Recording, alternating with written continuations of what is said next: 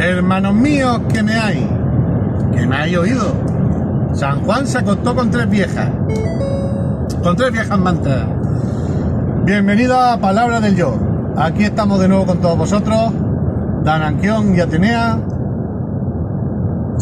Atenea y Dananquión, todos sean bienvenidos. Hacemos un resumen de lo que dijimos en el último vídeo.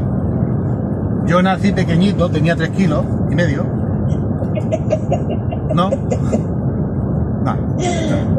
Dale. No, que si no nos alargamos, volvemos otra vez. Siempre quedan cosas que decir de lo que hemos hablado. Pero ya nos vamos en dirección a José y sus cosas. Y entonces estábamos diciendo que José con su padre en las tiendas estaban como dos generales del ejército ahí conspirando para ver cómo iban a hacer para meterse en Egipto y joder a todos los egipcios juntos. Básicamente. Sí. ¿Quién? Continúa. No, pues vamos allá. Primero es que le enseñó toda la magia y todos los rituales que necesitaba saber José para manejarse en Egipto sin que le afectaran las magias de los propios egipcios, que de todos es conocido que el tema de la magia egipcia es como muy poderoso, ¿no? O sea, claro. Tiene mucha propaganda. Luego a la hora de la verdad le pasa lo mismo a todas las magias. Hasta que no se demuestre lo contrario no valen ninguna pa' mierda. Pero buena propaganda sí tiene. Entonces, este se pasa su año. ¿Cuántos años son? Mira, 17, 18 años que se pasa allí con el padre de Chivato. Pues para colmo era Chivato, para colmo. O sea, iba chismeando de los hermanos, el tío. Seguramente no era digno ni de atarle las sandalias a los hermanos, que los hermanos estaban trabajando, ¿no? Como ves que estaba ahí tumbado leyendo libros extraños sobre magia y tal. Los hermanos también, lo que les pasaría a los hermanos es que pensaban, todo eso que cuenta el papá de la magia no vale para mierda. Sí, eran Capricornios todos. Y luego, claro, pues, cuando se dieron cuenta que sí valía, pues ya se quedaron allí con él en Egipto. Pero no, vamos aprovechando de esto que... Pero... Yo creo que no es que dijeran que no vale para nada, que no les servía, ¿no?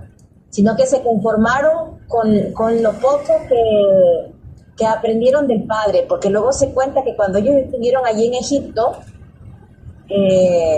eran como gigantes, ¿no? O sea, que se sentía el peso de ellos en la tierra, como decir, que retumbaba en la tierra, y que si ellos se levantaban, podían acabar con todo el ejército de Egipto, como cuando pasó, cuando estuvieron, lo que pasó con la hermana de ellos, ¿cómo se llamaba? Sí, se llamaba Dina ella. Dina, ¿no? Sí. Que acabaron con todo con todo ese pueblo por causa de la deshonra de su hermana, ¿no? Entonces que tenían su fama, o sea, también tenían su fama, ¿no?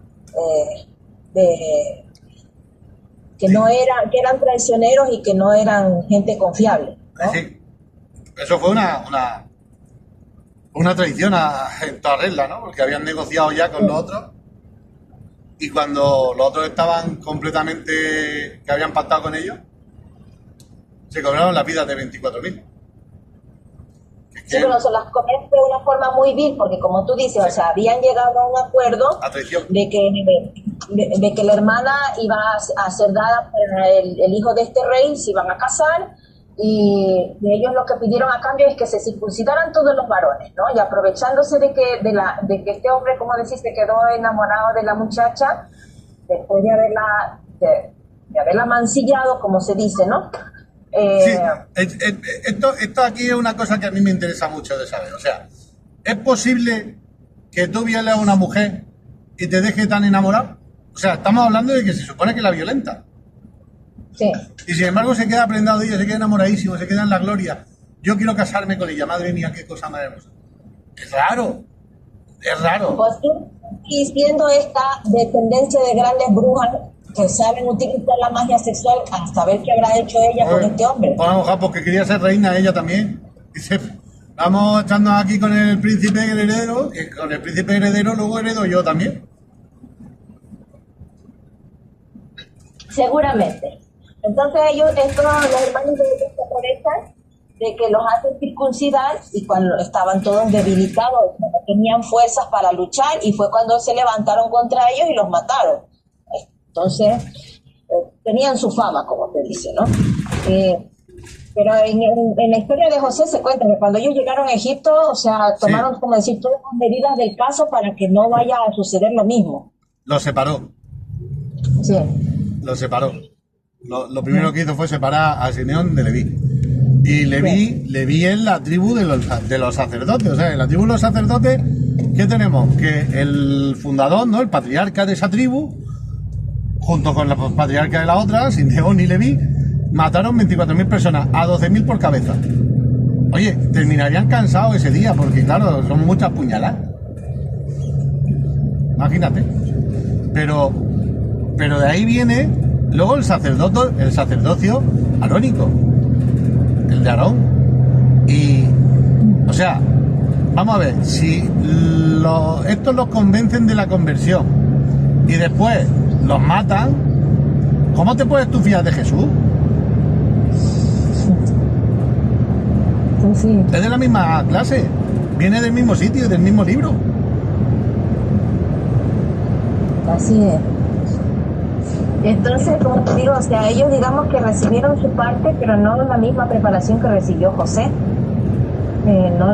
José, como decir que era el hijo privilegiado de... Es que era el primogénito de Raquel.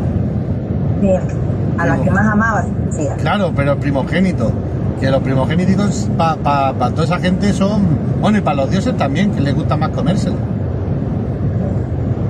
Así es. Que no era suyo. Y pues como tú dices, que José tampoco era suyo. Bueno, a saber si era alguno suyo.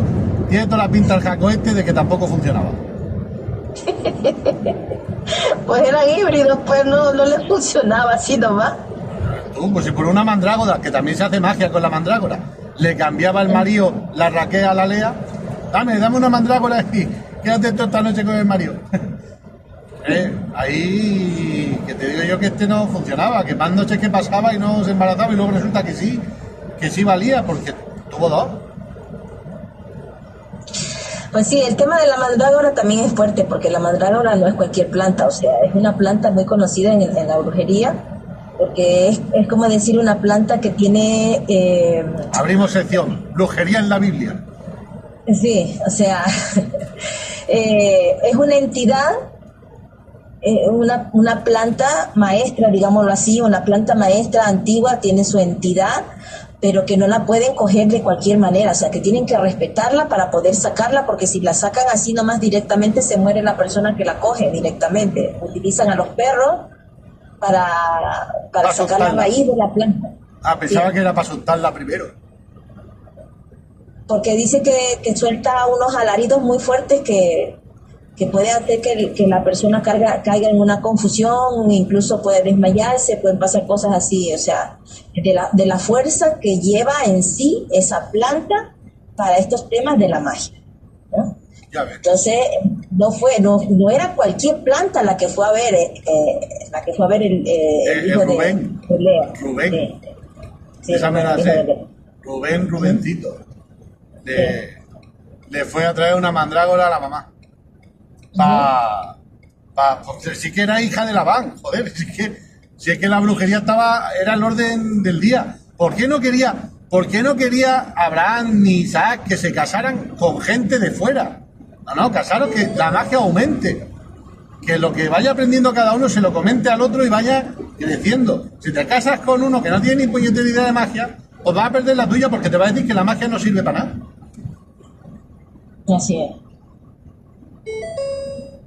Y entonces ellas tenían ese conocimiento, las dos tenían ese conocimiento, entonces como que no era como te digo, no era una planta que se cogía fácilmente, que tampoco la podías encontrar así nomás. Entonces pues la otra, Raquel dijo, esta es mi oportunidad, o sea, te cambio una noche con mi marido por esta planta, dámela que yo la quiero para mí. ¿La quiero para qué?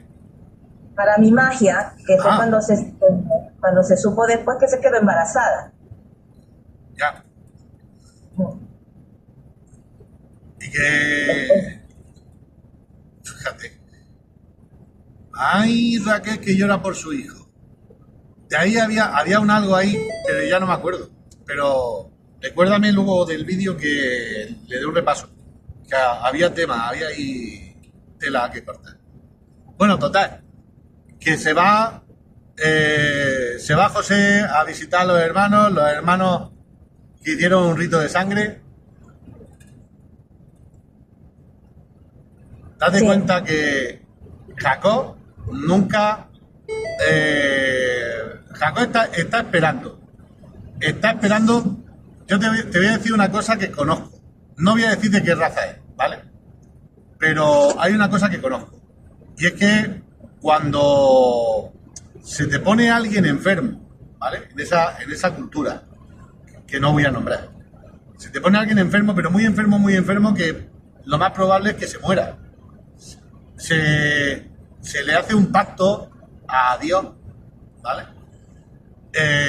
Que para él, esa persona, por ejemplo, tu hermano, ¿no? Que está muy enfermico, que le ha dado un cáncer o un infarto, lo que sea. Para mí, a partir de hoy es como si estuviera muerto. Eso a cambio de que se salve, fíjate qué cosa. Bueno, pues esa persona, si se salva el hermano, el resto de su vida se viste de luto por su hermano y no le vuelve a hablar en la vida. Es el sacrificio que se ofrece a cambio de la vida del que estaba enfermo. Yeah. Y es una cultura muy cercana a nosotros. No, sí. no son judíos. Yeah. ¿Vale? No, por si acaso, que como estamos hablando de la Biblia y tal, se puede entender que el judaísmo no. En el judaísmo no sé si eso pasa. No lo he estudiado. Pero esto sí. Entonces, ¿qué hace al fin y al cabo? ¿Qué paralelismo con Jacob? Que a Jacob le traen la ropa ensangrentada del hijo, que era el rito que le había pedido el hijo. O sea, él sabía que todo eso era el ritual que tenían que hacer para mandarlo a Egipto a triunfar. Entonces, como la fiesta de despedida que le hace a uno aquí porque se va a estudiar a Harvard, ¿no? Y dice, pues te vas de Europa para ir para América a estudiar y te hace una fiesta de esa exagerada, pues digamos que una cosa así, ¿no? Unos movimientos de energía, una historia, y el padre se queda en el luto que había comprometido hasta la vuelta del hijo, hasta la vuelta de saber que el hijo está vivo. Ajá, así es. Yo voy a portarme como que te has muerto hasta el día que reciba noticias tuyas. ¿Que perdió la esperanza o no la perdió? Eso no lo sé. Pero estuvo esperando las noticias porque él lo enseñó lo que tenía que hacer allí en Egipto. Así es. Bueno, entonces, José, dicen, ¿no? Porque Dios lo llevó allá y precisamente fue comprado por Potifar, que era la segunda, la mano derecha del faraón, ¿no?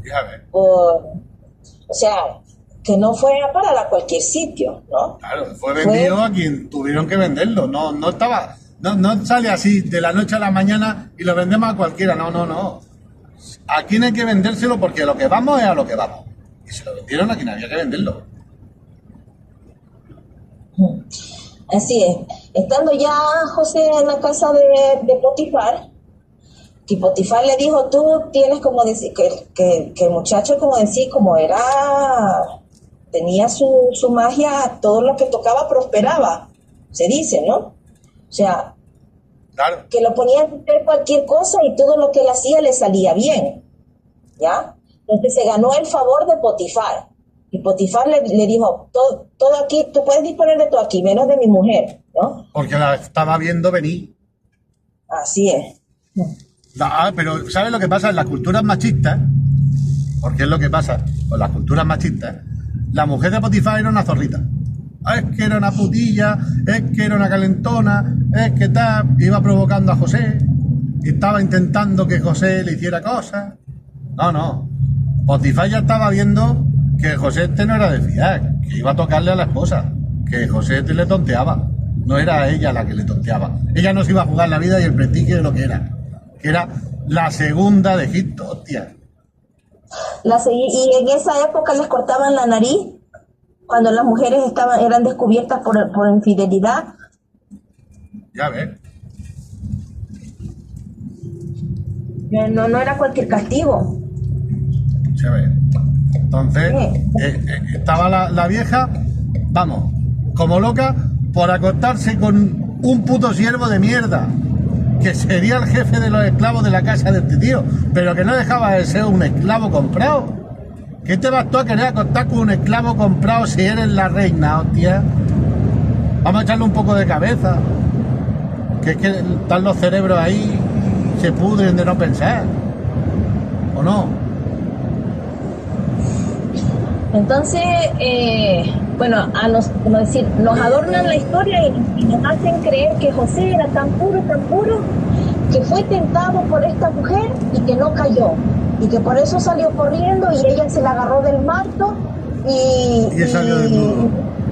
Y él salió desnudo, pero es que no, él no hizo nada y fue acusado injustamente y por eso fue a dar a la cárcel, pero él fue inocente, ¿no?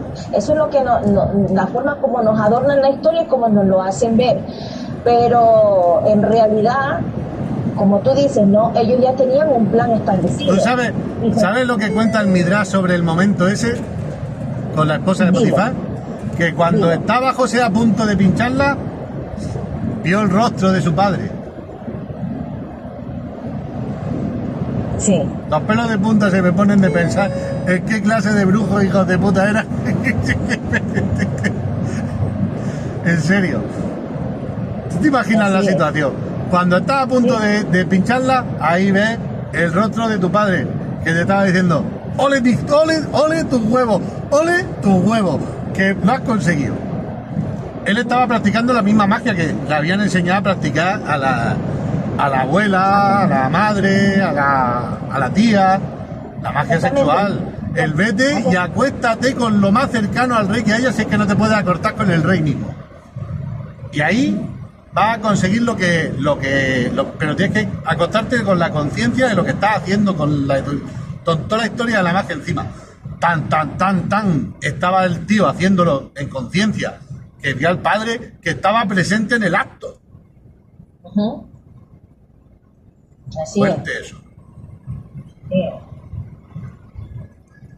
Entonces esta mujer, la esposa de Potifar, fue violentada y por supuesto que tuvo que gritar y pedir auxilio porque José sabía en el momento en que ella iba a estar sola.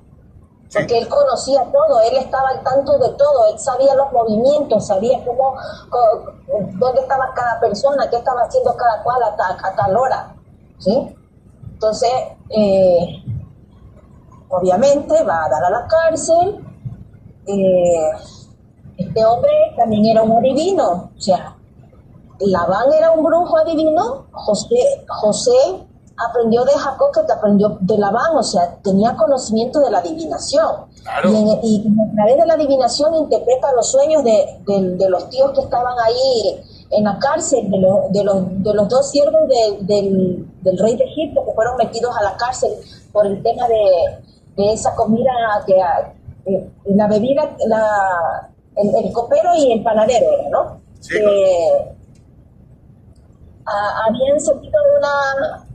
Habían servido algo que estaba envenenado y los dos eran los principales sospechosos y que estaban en la cárcel y fueron a dar, al pabellón donde estaba José. Y José ejecutó a uno. Sí. Lo que explica el Midrash es que la interpretación de los sueños que dio José, digámoslo así, fue a maldad. Te digo, a ti este sueño significa que te vas a morir y a ti este significa que te vas para arriba, que te vas a triunfar como la Coca-Cola. Y el cumplimiento depende de lo que él había dicho. No es que el sueño significara eso, sino que la interpretación de José mató al copero. Así es. Pero aquí, ¿te acuerdas de la película Inception o Origen? Mató al panadero. El copero fue restituido. Ah, sí. Fíjate, yo que siempre he tenido el pan como mejor que el vino. ¿Ya? En fin. Claro, que luego Jesús va y multiplica los panes y sin embargo mata a lo de los panes, al del pan. Pues vaya. Entonces, este no se sometía ni a Jesús. Quería ser el rey, ¿eh? Pero escúchame, la película de Origen, la de Inception, sí, de Leonardo DiCaprio. Sí.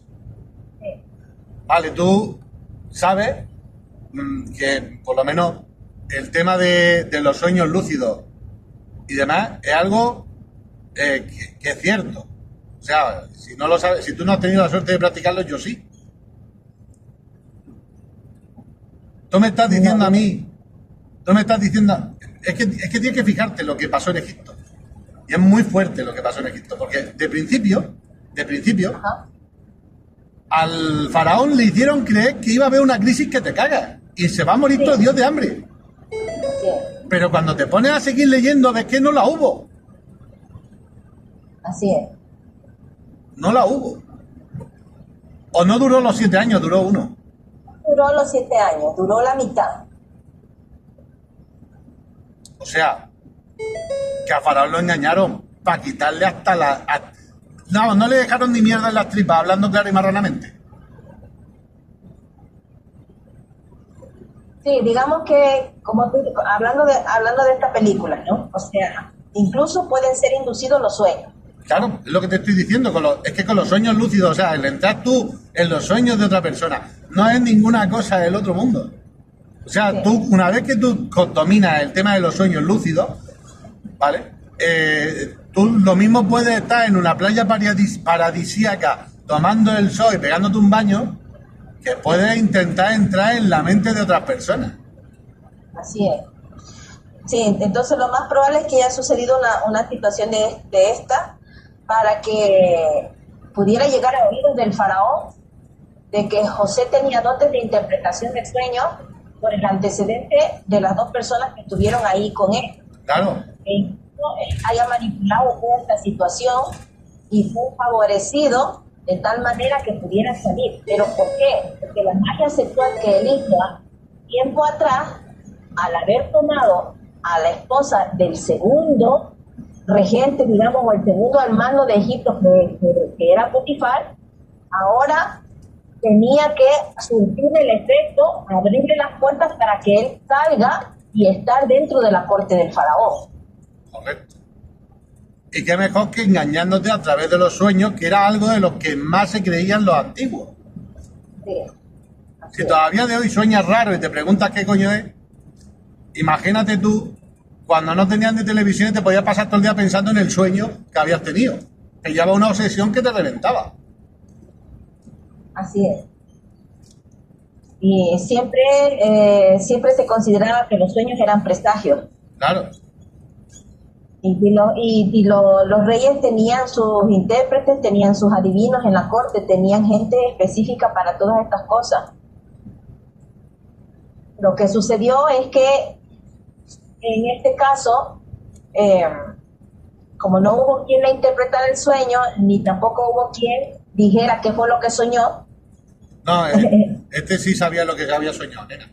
Sabía porque el que no sabía lo que había soñado era Nabucodonosor, que a ese lo engañaron mejor todavía, porque claro, si no saben ni el sueño, te puedo yo el que me dé la gana. Así es. Era cuestión de echarle huevos. Los otros que estaban adivinando decían, no, pero si no me lo cuentas, ¿cómo lo voy a saber?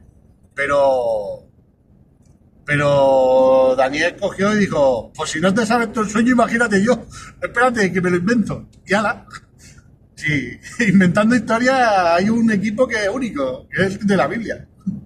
Sí.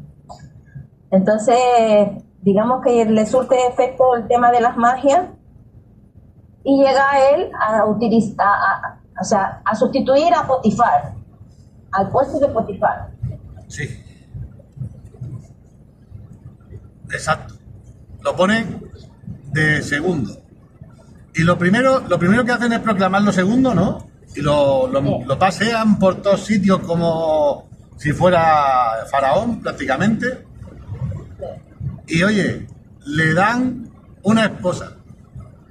Y entre cristianos y demás, y judíos, la restitución del honor de José es la esposa que le dieron, cuando la cruda realidad es muy distinta. O sea, la esposa que le dan, que es la hija de Potifar con su mujer, es el fruto de la violación, no es la hija de Potifar. Potifar no le entrega a su hija. Potifar le pega así con la mano abierta en la cara, le dice, ¿sí? ¿Estas es las que tenemos? Pues toma, a ver si me vas a negar ahora y no te vas a querer casar con mi hija. Y el otro no tiene más cojones que tragarse y casarse con su propia hija. Así es. Que es la forma que Potifar tiene de alguna manera resarcir la ira que llevaba dentro de que este tío estuviera puesto ahora en su lugar cuando se había acostado con su mujer. Pues ahora, toma. A ver cómo te salen los hijos. Porque las relaciones incestuosas terminan con gente deforme. Los dos hijos de José no son suyos. Pero esos no son suyos voluntariamente, porque sabía José que si se quedaba, si se metía con su mujer, pues además que tiene dos. ¿Tú has visto alguna vez un rey o un virrey? Que en este caso es lo que era José, un virrey. En aquellos tiempos, tener dos hijos en vez de tener 200. A José era un amanerado que no le gustaban las mujeres. Iba vestido con una túnica de colores. Y se tuvo que acostar con la esposa de Potifar por la magia, pero si fuera sido por él, se hubiera acostado con Potifar. Y eso no está mal ni bien. Eso es lo que es. Digo que no está mal ni bien porque escucho a tanto hablar de los que supuestamente han dejado la religión ya y están metiéndose con que Jehová era homosexual, o que si Jesús era homosexual, como si fuera lo más despectivo del mundo. Y, oye, o sea, ¿a ti te sigue pareciendo mal que la gente tenga gustos diferentes? A lo mejor es que estás todavía con la religión en la cabeza. Y entonces nada más que te entra en la cabeza lo que la religión te ha dicho que está bien. Y sin embargo dices que ya estás desprogramado. Yo por si acaso aviso. O sea, si te sigue pareciendo que todo lo que dice la Biblia está buenísimo y que es como deberíamos de vivir, y por tanto condenas todo lo que sea contrario a eso, lo mismo todavía no te ha ido de la religión, ¿eh? Lo mismo todavía está ahí. Y no, lo que pasa es que no lo sabes. Así es.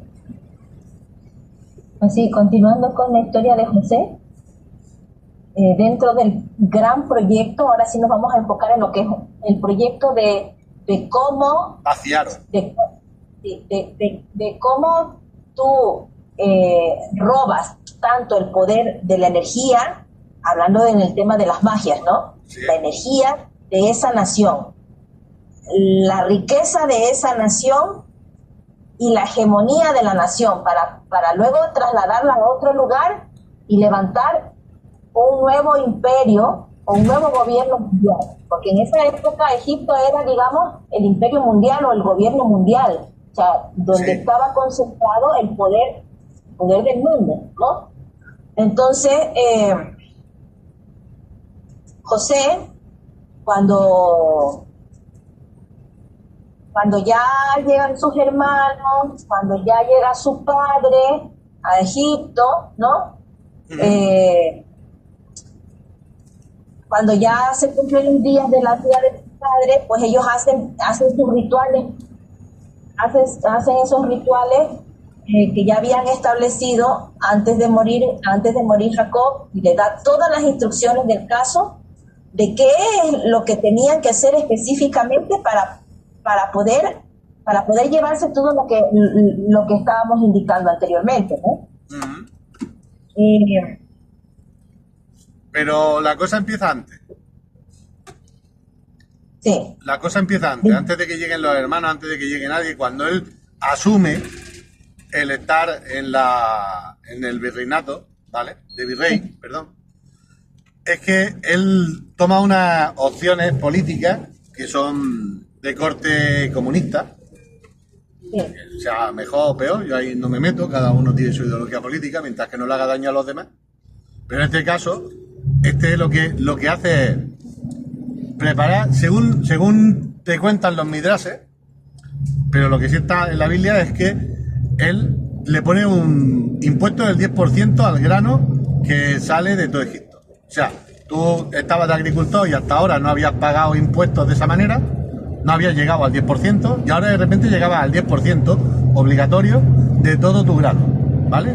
Les puso un diezmo sobre todo el grano del país durante los años que se supone que eran de bonanza, que son los 7 primeros años de gobierno de José. De José, así es. A los 7 años empieza la crisis. Y en esa crisis, José empieza a venderle a los egipcios su propio grano.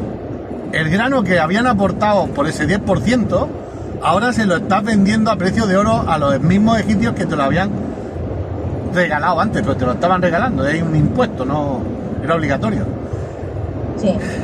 Entonces empiezan, y claro, al principio el pueblo tenía dinero, así que le pagaban por el grano lo que él quisiera.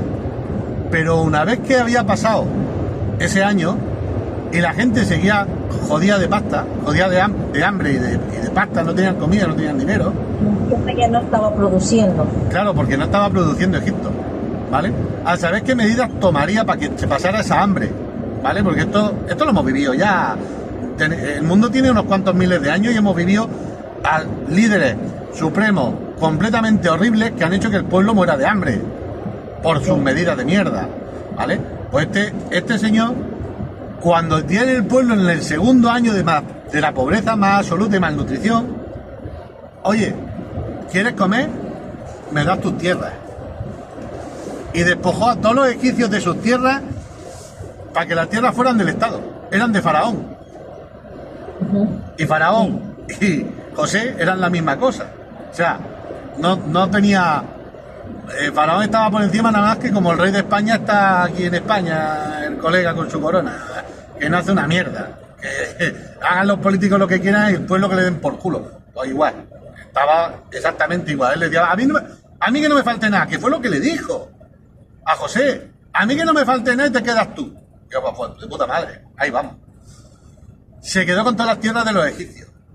Y ahora, para más Henry, igual que pasaba en la Unión Soviética, exactamente igual que pasaba en la Unión Soviética con el granero de Europa que era Ucrania, ¿vale? Sí. Empezó a rotar a los agricultores. Empezó a rotar los agricultores con las tierras. Y, pues tú, que eres de esta zona, ahora vas a ser de esta otra zona. Y ahí te pongo a cultivar. Y tú, que eras de aquí, que te he puesto ahora uno encima, pues tú te vas a ir a las tierras que eran del otro. Y los movió a todos. Con la intención, según el Midrash, sí, de que cuando llegaran sus hermanos y toda su familia, porque él, o sea, vamos a ver, ¿hasta qué punto sabía él que estaba esperando a su familia? Así es. O sea, él la estaba esperando, era un plan. Lo que pasa es que los planes de esta gente van a más largo plazo de los planes nuestros, que nos morimos pronto y se nos olvidan las cosas rápido. Pero estos son planes a largo plazo. Lo que hizo José con su padre repercutió en Salomón. Es Salomón el siguiente. Luego, a otro vídeo hablamos de Salomón. Pero sí, fue el siguiente.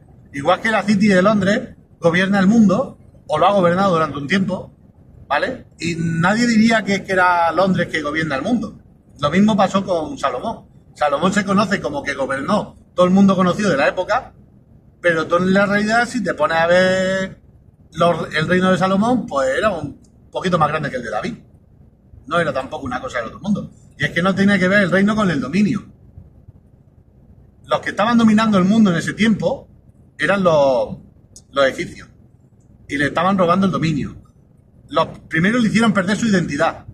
Cuando los cambiaron de sitio, los hicieron sentirse como extranjeros en su propia tierra. Todo y los para... hizo circuncidar también. ¿Qué? Y los hizo circuncidar. Esa no me la sabía. Esa no me la leí.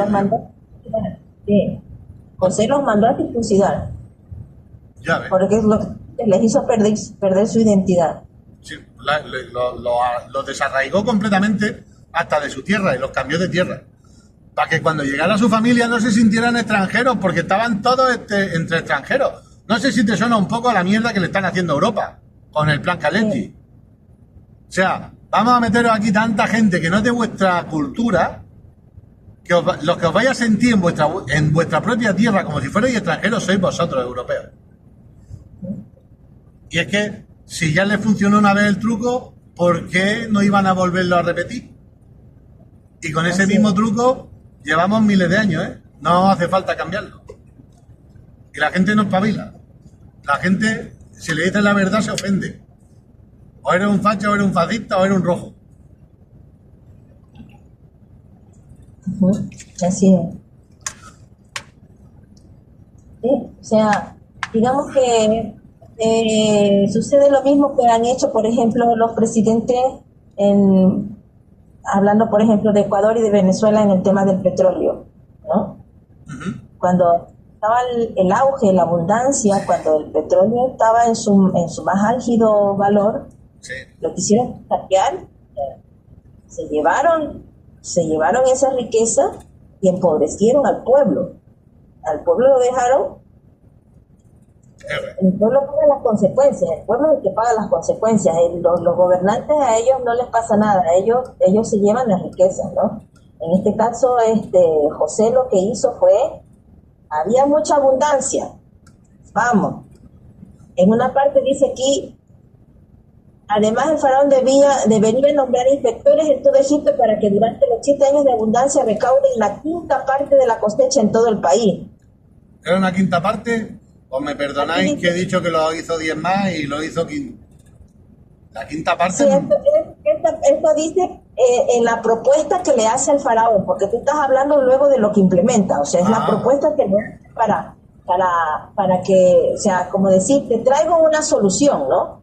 Le dice, mira, ya, tú vas a recaudar y vas a tomar esto del pueblo, ¿no? O sea, les vas a imponer para que ellos te entreguen, tienen que entregarte esto, ¿no? Entonces, llegan y saquean, se llevan las riquezas, ¿no? Es lo que hacen y luego dejan al pueblo en el hambre, en la desesperación, porque así está Cuba, así está Venezuela. Sí. Camino iba a Ecuador de pasar por semejantes cosas también, ¿no? Pero bueno, volviendo al contexto de la historia de José, o sea, son planes, son planes, como tú dices, a largo plazo, o sea, no de la noche a la mañana. Los tienen ya, o sea, ellos saben cómo lo ejecutan y utilizan la magia. Es lo que ha pasado con Venezuela, la necromancia. La necromancia con los huesos del tío ese, de Bolívar, por ejemplo. Con los de Chávez. Con los de Chávez también, que se ha hecho mucha magia. Sí. Y además se hizo magia, la magia que se hizo cuando fue Chávez el que empezó. Sí. Se hizo con rabinos que conocemos todos y que están en YouTube.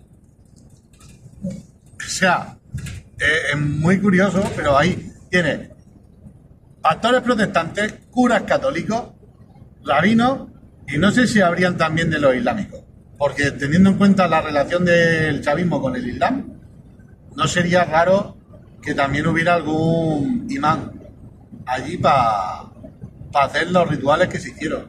O sea, involucró a santeros como a pastores evangélicos. O sea, es que es muy alucinante, porque los metieron, entraron todos al trapo, porque por plata baila el perro. Y da igual que el perro sea cristiano, sea judío, sea musulmán, si hay plata, baila. A todos, y fueron a los lugares, como se les conoce, lugares de poder, sí, donde van brujos, los grandes brujos, a hacer sus hechizos, a hacer todas sus mancias, para que los que van a ser presidentes o los que están de presidentes se mantengan en el poder, que es lo que estaban haciendo también en Ecuador, en la época de Correa, así mismo. Llegaban así, iban a ciertos lugares que se les conoce como lugares de poder a hacer este tipo de magias, de invocaciones, y que mismos fueron a profanar los huesos de un expresidente del Ecuador, a hacer la necromancia. Sí, solo que en Ecuador no pudieron perpetuarse, pero acá en Venezuela sí lo consiguieron. Que tenían a todos los santeros cubanos allí también acompañando. Sí. Que había un movimiento gordo de la esfera de la élite espiritual de la basura más grande. Ya, pero que esto lo vemos en la historia de José. En la historia de José nos habla de la necromancia más adelante. Porque, sí. O sea, ahorita estamos, como decir, yendo paso a paso, que eso de la necromancia es parte del ritual y es parte de cómo ellos se llevan todo esto, como tú dices, el poderío, la riqueza, todo esto, y luego se lo trasladan a otro sitio y se perpetúan en el poder. Entonces José, en 3 años y medio, despojó al pueblo de sus propiedades, como piensan hacer BlackRock con los gringos ahora, básicamente. ¿Vale? Pues el tema de BlackRock con los gringos, sí, lo que pasa es que no puedo darle el crédito a la señora que le estaba escuchando, porque no sé quién es. Entonces, pero luego si acaso en los comentarios o en la descripción se pone el link del vídeo, ¿vale? Para que lo quiera ver, ¿vale? Porque hablaba una señora que es economista, pero que tiene también mucho que ver con la cábala y con Israel y tal, ¿no? Y la señora estaba hablando sobre el decreto de Trump de que las tarjetas de crédito no podían tener más de un 10% de interés. Iba explicando cómo eso era un golpe mortal a la gente de a pie. Y yo, de principio, cuando escuché eso, me quedé hasta escucharlo precisamente por eso. Porque, digo, a ver cómo me van a justificar a mí que me bajen el tipo de interés de la tarjeta de crédito va a ser malo para mí en vez de bueno. Pero vamos a ver, venga, a escuchar. Dicho esto, yo no le aconsejo a nadie tener una tarjeta de crédito ni pedir un crédito para nada.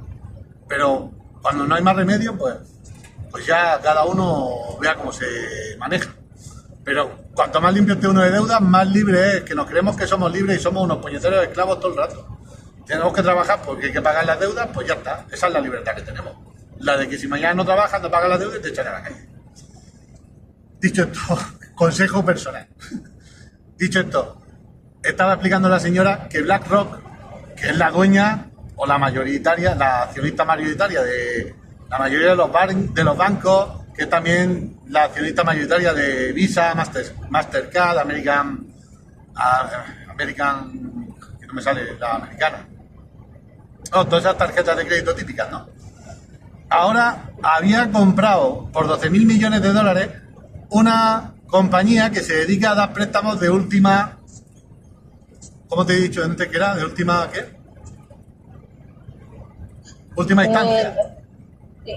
Que cuando ya no tienes ninguna salida, esa compañía te sigue dando tu crédito, ¿vale? Entonces, que hasta ahora tú ibas al banco, le pedías un crédito y te decían no, porque tu historial crediticio está un poco mal y no te puedo dar, porque no hay garantía de que me pagues. Entonces te ibas a por una tarjeta de crédito con un 20%, un 30% o más de interés, que te la regalan. Oye, toma tu tarjeta de crédito sin miedo, úsala mucho, que me viene muy bien. Si no pagas, es un problema. Pero al fin y al cabo, si tú no pagas la tarjeta de crédito, otro está pagándola y está pagándola por un 30%. Así que no pasa nada. Ahora que han cambiado a que sea un 10%, las tarjetas de crédito que se regalaban, que era como, ven aquí, firma y te la llevas. Ahora te van a hacer un estudio de cómo eres tú, qué dinero tienes de verdad, cuánto cobras, si puedes hacerte cargo de la tarjeta o no, porque ya si son pérdidas, como uno solo deje de pagar, se está complicando el beneficio. Así que ahora las tarjetas de crédito no van a ser gratis, van a tener unos parámetros para ver a quién se lo dan y a quién no. ¿Qué va a quedar? El último es el de último recurso, era eso, banco de último recurso. Y tú vas ahí a ese banco de último recurso que es de BlackRock y le vas a pedir el crédito y ese sí te va a dar el crédito. ¿A cambio de qué? De tu casa, de tu coche, depende de lo que pidas y depende de lo que tengas. Así te va a dar. De tu empresa. ¿Qué es lo que va a pasar? Ahora, en cuanto haya impago, te vas a quedar sin tu casa, te vas a quedar sin tu coche, te vas a quedar sin tu empresa. Esta compañía se va con los bancos y con las tarjetas, gana dinero, y con este banco de último recurso va a ganar propiedades. Muchas. O sea, los gringos lo llevan complicadísimo. O sea, lo llevan complicadísimo. Lo mismo no van a caer este año, lo mismo no van a caer el que viene, lo mismo se resisten un poco más y aguantan 4, 5 o 10 años. Pero que al final todo esto de Agenda 2030, pensad que con la Agenda 2030 hasta los gringos se van a tomar por saco. Que por mucho que se resistan, los van a vaciar de poder como vació José a los egipcios. Así es. Como dices, que seas contento con lo poco, que no te importe perderlo todo, pero que sigas contento. Atenea, parece que se te escucha flojo. No sé si eso va a ser bueno para el vídeo. En la Agenda 2030 dice, o sea... Sí. No tendrás nada y serás feliz. Exactamente. Sí. Ese es el problema. Pues bueno, total, ya se ha vaciado de poder a los egipcios en cuestión del dinero. Crisis que dura solamente 3 años, porque después de los 3 años todo vuelve a la normalidad, pero los egipcios ahora no tienen ni donde caerse muertos. Son todos esclavos de Faraón y por tanto de José. Esclavos que luego convirtieron en esclavos a los que los esclavizaron a ellos. Ojo por ojo, diente por diente, es la ley de Moisés. Así es. Fueron despojados de todo lo que tenían por la comida. Sí. Que es lo que se dice se dice en el texto bíblico, o sea, que se llegará a trabajar por la comida. O sea, el salario no te va a... Sí, de un día por una hoja de paz. Sí, no te va a rendir, solamente para la comida del día. Sí. Estamos ya cerca. En algunos sitios ya están. Así es. ¿Te lee el verso donde lloran los egipcios? ¿O tiene algo que aportar antes de eso? Creo porque ya llevamos otra hora y al final hace tres sesiones de José va a ser mucho. Ajá. Sí. Déjame te busco, yo lo tenía por aquí. Sí. Génesis 50, 11. Y viendo a los moradores de la tierra, los cananeos, el llanto en la era de Atad, dijeron, llanto grande es este de los egipcios, por eso fue llamado su nombre Abel Misraim, que está al otro lado del Jordán. Ya, ¿cuál era el contexto? La muerte de Jacob, que le había dado las instrucciones a José de qué tenían que hacer para cuando él muera. Entonces embalsamaron, lo momificaron, ¿no? Lo embalsamaron, sacaron el cuerpo de Egipto, pero no se fue solamente, no salió solamente José y su familia con el cuerpo de Jacob. Se fueron todos los principales del reino de Egipto. Y todos los magos, todo el consejo de magos del pueblo de Egipto. O sea, digamos aquí, los grandes sacerdotes, la cúpula mayor, digamos, ¿no?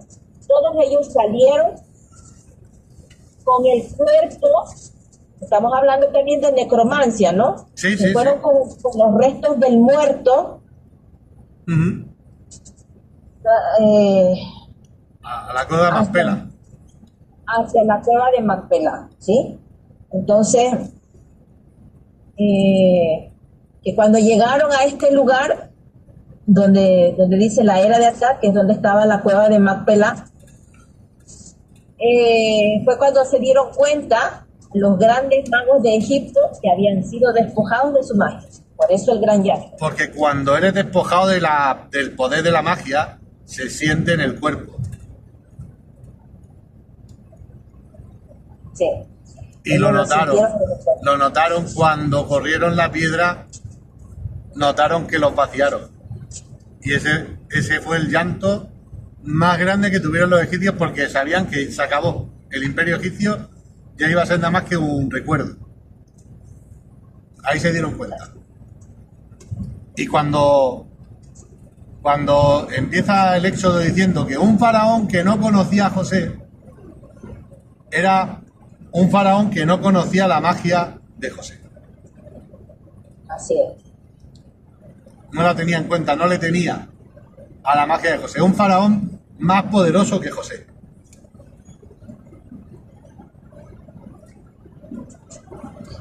Sí.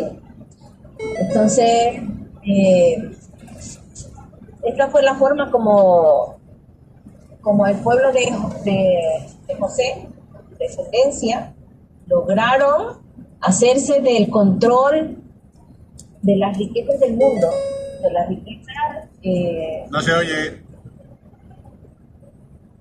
Que esta fue la forma como la descendencia de José logró hacerse con las riquezas del mundo. Uh-huh. ¿Sí? Porque tenemos... Cambió el centro de poder a Israel. Y aunque tardara unos cientos de años en manifestarse, porque hasta Salomón no se manifestó, luego de Salomón cambió otra vez en la época de Nabucodonosor y precisamente con Jerjes, ¿vale? Con el rey Jerjes en Babilonia. Sí. Es que hacen el mismo ritual para llevarse el poder a Babilonia. Por eso tanta hincha también que se le tiene en la Biblia a Babilonia, porque con la misma magia que estaban trabajando los de la Biblia, trabajaron los otros y se la llevaron. Que es cuando a la reina Esther, cuando el banquete, que se habla del sillón, que trajeron el trono de Jerusalén y las ropas del sumo sacerdote, ¿vale? Las llevaron allí a la capital del reino, ¿vale? Y ahí fue otro cambio de poderes. Así es. Pero la gente no presta atención, no une cabo. Prestad atención cuando leáis la Biblia, es muy interesante prestarle atención y darse cuenta de que aquí pasó lo mismo que pasó aquí y aquí lo mismo que pasó allá. Y llevarlo también a la época contemporánea y a nuestra época un poco más pasada, a lo mejor al 1500, ver qué pasó en el 1500 y pensar qué pasó en el 1700 y así sucesivamente, y ver los paralelismos con las historias que te están contando ahí. La Biblia quizás sea la advertencia más gorda sobre el absolutismo. Reyes con poder absoluto puestos por Dios maltratando al pueblo. La separación de poderes tiene que ser. La elección de los líderes tiene que ser por su valía, no porque haya un Dios que diga que él valga. Y eso en el caso de que necesitáramos algún líder, que yo tengo mis dudas, pero en el caso de que lo necesitemos, ni Dios ni leche. El que mira por el pueblo. Y si no está mirando por el pueblo hay que matarlo. Para mí es así. Pues está traicionando al pueblo entero. O sea, resumiendo, ¿no? Que es la forma de gobierno que está descrita en la Biblia es una forma de maltratar al pueblo, de aprovecharse del pueblo, como tú dices, con el absolutismo, por ejemplo, el comunismo, ¿no? La monarquía absolutista. Sí, que ves que solamente los que están en la cúpula del poder son los que se están beneficiando de la riqueza y el resto del pueblo que se muera de hambre, ¿no? No importa lo que pasa con el pueblo, ¿ya? Uh-huh. Entonces, sí, es como decir una advertencia de que estamos viendo que son patrones que se repiten. Es como se le dice, es un manual de instrucciones para los gobernantes. Ellos saben lo que está escrito ahí y saben que es como decir un proyecto a larguísimo plazo, no a largo, a larguísimo plazo, ¿no? Entonces, nosotros somos el pueblo, los que estamos por debajo de ellos, que también entendamos qué es lo que está pasando. Porque muchos de nuestros países dicen, en la Constitución habla y dice que el poder reside en el pueblo. Que el poder de la Constitución es la máxima ley que rige a un pueblo, a una nación, y el poder está en el pueblo, que el pueblo es soberano. Pero en muchos de los países no sucede así, está escrito, está solamente en papel, pero en la realidad las cosas no se dan de esa forma. Pero si el pueblo en realidad entiende qué es lo que está sucediendo y el pueblo hace conciencia y se organiza, las cosas son diferentes. Sí. Dejad terminar porque si no... Sí. No, aquí terminamos. No nos va a salvar ninguno de los que están ahí en la política diciendo que nos van a salvar. Nos dejamos de salvadores cuando el humano se deje de salvadores. Pero claro, llevamos 2000 años esperando a Jesús. Otros llevan 5000 años esperando a su Masías. Otros llevan 1500 esperando al Mahdi. Los otros esperando al... ese que es como si fuera Buda, ¿no? Es que yo no me acuerdo el nombre de la especie de Mesías de ellos. Todos esperando lo mismo durante miles de años, pues al final lo que le cala al hombre es que este tío que está diciendo estas cosas tan bonitas por la tele hoy y se presenta para presidente me va a salvar, este sí. Y así estamos en el mundo en el que estamos. Que nos fijamos, estamos esperando un salvador y ninguno va a intentar salvarse por sí mismo. Así es. Así que la ideología, la religión, y no me acuerdo qué más, son cosas de ricos. Hasta la patria es cosa de ricos. Cosa de ricos no, es cosa de pobres, leche. Me dejes mentir. Es cosa de pobres. Son los pobres los que mueren por la patria, los ricos y los poderosos no. Y no, ojo, no estoy hablando que esté mal ser rico, pero que al final los que están en Kiev luchando la guerra son los hijos de los pobres. Los hijos de los ricos están en el resto de Europa repartidos viviendo la vida padre, porque ellos se han librado, poniendo billetes. ¿Vale? La von der Leyen, cuando está diciendo que nos vamos a ir a la guerra con Rusia, le preguntaron, ¿y su hijo? Y no, mis hijos no. O sea, tenlo claro. Todo esto nos miran por nosotros, nadie mira por nosotros. Ni Trump mira por ellos, ni Sánchez mira por nosotros, ni ninguno mira por ninguno. Macron no mira por los franceses. Nadie mira por nosotros. Los ricos y los poderosos pueden hacer lo que les dé la gana. Y hacen negocios entre ellos. Oye, que si yo, musulmán, tengo que hacer negocios tomándome unas copas contigo, las hacemos. Pero sin embargo, si yo, musulmán, de aquí abajo, de pueblo llano, tengo que hacer negocios tomándome unas copas con alguien, eso es haram. No puedo catarlo. El alcohol es malo. ¿Entiendes? Todo lo que nos meten a nosotros, que nos prohíben hacer, son las cosas que ellos las hacen tranquilamente, sin miedo al éxito. Así es. Y con esto y un bizcocho, hasta mañana a las 8. Dilo. Nos despedimos. Despídenos. Un gusto compartir y nos vemos en una próxima emisión en Palabra del Dios. Amén, hermana.